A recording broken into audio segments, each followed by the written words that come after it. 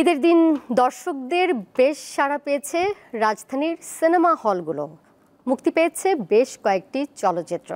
এর মধ্যে তাণ্ডব, ইনসাফ, নীলচক্র, উৎসব, টগর, এশা মার্ডার অন্যতম।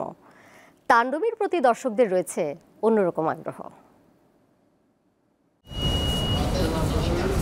ঈদের দিন ধর্মীয় আনুষ্ঠানিকতা সেরে অনেকেই পরিবার পরিজন নিয়ে একটু বেড়াতে বের হন। এদিন কেউ কেউ সিনেমা দেখতে পছন্দ করেন। শনিবার দুপুরের পর সিনেমা প্রেমীরা আসেন রাজধানীর বসুন্ধরা সিটির সিনেপ্লেক্সে। এখানে দেখানো হয় ঈদ উপলক্ষে মুক্তি পাওয়া 6টি ছবি। একটু ভিন্ন রকম, তবে ভায়োলেন্সটা একটু বেশি। আসেন কলাকুশলীরা, দর্শক সারিতে বসে তারাও সিনেমা দেখেন। নীলচক্র সিনেমার নায়িকা জানান, গল্প আর অভিনয় ভালো হলে দর্শকরা অবশ্যই হলে আসবে।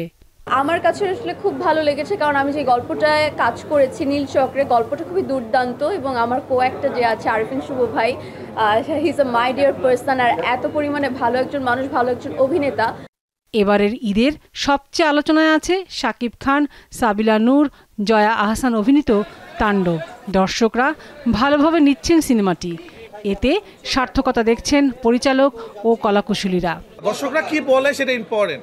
দর্শক যদি ভালো লাগে তাহলে আমরা সার্থক, ওনাদের যদি ভালো না লাগে তাহলে আমরা ভালো করতে পারি নাই। এবং আমরা হলে কিন্তু এই কারণে আসছি যে অডিয়েন্স কি বলে সেটা দেখার জন্য। প্রত্যেকটা জায়গায় এইরকম আসলে তাণ্ডব চলছে। আর আপনি যে শো সংখ্যার কথা বললেন, আজকে 28টা শো দিয়ে যা শুরু করেছে, আমার ধারণা কোনো একটা সিনেমা সর্বোচ্চ সংখ্যক শোয়ের দিক থেকে তাণ্ডব রেকর্ড করবে। হল ভেঙে উপচে পড়ছে মানুষ, এবং দেখবার জন্য মানুষ প্রায় একেবারে ক্রেজি হয়ে গেছে।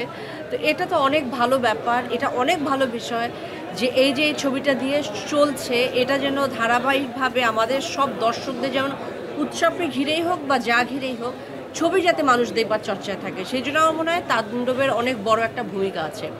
অডিয়েন্স যেভাবে করে আসলে আমাদের কাজটিকে ভালোবাসা দিচ্ছিল, এটা দেখার পরে আসলে নার্ভাসনেস চলে গেছে।